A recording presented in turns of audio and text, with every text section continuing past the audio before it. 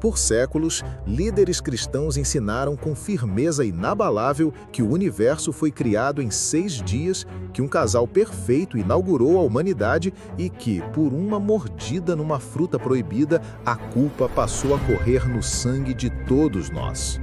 Essa história moldou leis, impérios e sociedades inteiras.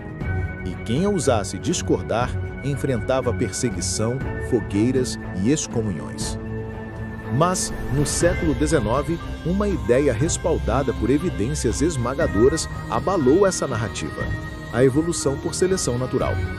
Fósseis, genética, embriologia, geologia, tudo converge para um quadro de bilhões de anos de mudanças graduais, sem direção moral, sem ponto inicial de perfeição. Com isso, a história bíblica do Éden deixa de ser um relato literal e passa a soar como que sempre foi, uma narrativa mítica. A teologia, para não colapsar, passou a costurar remendos, transformando certezas em metáforas.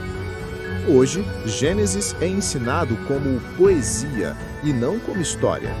Adão e Eva viraram símbolos, a serpente um arquétipo, o dilúvio uma parábola. Essa manobra parece elegante, mas cobra caro. Se os pilares são apenas metáforas, por que a ressurreição deveria ser literal? Por que acreditar que a cruz salva de um pecado histórico que nunca aconteceu? Essa interpretação seletiva da Bíblia não é hermenêutica profunda, é curadoria emocional para manter uma narrativa confortável. Uma fé que depende de metáforas para sobreviver não é fé sólida, é penumbra cuidadosamente ajustada para ninguém ver as rachaduras. A narrativa do pecado original é central na doutrina cristã. Paulo, em Romanos 5,12, afirma que por um só homem entrou o pecado no mundo. A biologia responde: nunca houve esse um só homem. Nossa espécie emergiu de populações inteiras, com diversidade genética que desmente a fábula de um casal fundador. Se não houve Adão e Eva, não houve queda literal. Se não houve queda, a missão de Jesus perde sua função jurídica, de pagar uma dívida herdada. O cristianismo até pode ser reescrito como filosofia moral, mas não como a narrativa de resgate universal que as igrejas pregaram por 2 milênios. Essa contradição explode quando olhamos para o dilúvio e a Arca de Noé. A ideia de que milhões de espécies caberiam num barco de madeira é matematicamente absurda. A genética mostra que um gargalo populacional tão extremo seria detectável. A geologia não registra nenhuma inundação global nos últimos milhares de anos. Forçados pelos fatos, os teólogos declaram: é uma parábola. Mas, se Noé e sua arca são parábola, por que os milagres de Jesus não poderiam ser parábola?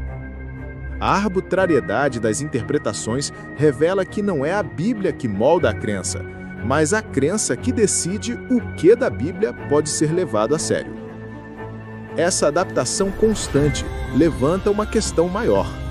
Que credibilidade tem uma instituição que já condenou à morte quem discordou dela? O Vaticano levou séculos para admitir que errou ao perseguir Galileu, Giordano Bruno e tantos outros. Durante séculos, papas juraram que Gênesis era literal e que questioná-lo era heresia. Hoje, o mesmo Vaticano afirma que evolução e fé são compatíveis. Quantos outros dogmas eternos se tornarão alegorias no futuro? Se papas erraram em nome de Deus no passado e mudaram de opinião séculos depois, por que confiar em qualquer dogma atual? Essa pergunta atinge não apenas a instituição, mas a própria Bíblia. Se ela contém histórias apresentadas como fatos, mas que hoje sabemos ser mitos, por que confiar nas demais? Se a ciência teve que corrigir a Igreja em temas básicos como astronomia, geologia e biologia, que autoridade moral e intelectual resta para essa tradição que se autodenomina portadora da verdade absoluta? A tentativa de conciliar evolução e cristianismo não resgata a fé, apenas a expõe como uma narrativa adaptável, maleável e, portanto, sem a certeza que afirma ter. Nesse contexto, Charles Darwin emerge como uma figura quase messiânica, não porque trouxe uma nova religião, mas porque desfez a necessidade intelectual do pecado original.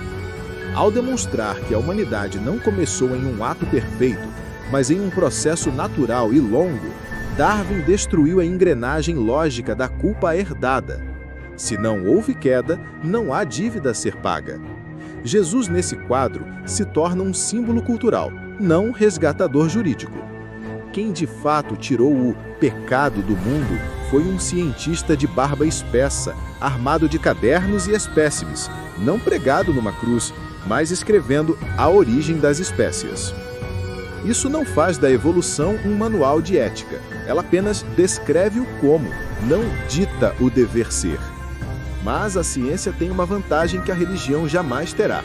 Ela admite erros, corrige-se e progride. A Igreja, ao contrário, reinterpreta e reescreve o passado para salvar a sua imagem, transformando dogmas em metáforas sempre que a realidade os desmente. Essa maleabilidade estratégica mina a credibilidade da fé. No fim, a ideia de que é possível crer na Bíblia e aceitar a evolução sem abrir mão de nada é uma ilusão. Para aceitar a ciência, o cristianismo precisa ser reescrito. Gênesis vira a literatura antiga, Adão e Eva são poesia, pecado original é linguagem psicológica. Salvação não é transação divina, mas sim transformação existencial. É possível construir uma espiritualidade assim? Sim, mas isso não é cristianismo histórico, é outra religião. A versão tradicional, baseada em uma queda histórica, uma culpa herdada e um sacrifício literal, simplesmente não se sustenta. Conciliar essas visões é como tentar guiar um avião moderno com um mapa medieval. Você pode rabiscar pistas sobre o pergaminho, mas ele nunca foi feito para isso. A honestidade intelectual exige escolher ou a realidade árida, mas bela, revelada pela ciência, ou uma narrativa teológica elegante, mas imaginária.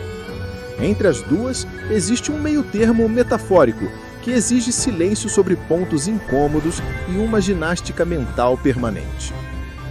Darwin não matou Deus, mas matou o pecado original. E sem essa engrenagem, todo o sistema religioso perde a função que o mantinha de pé.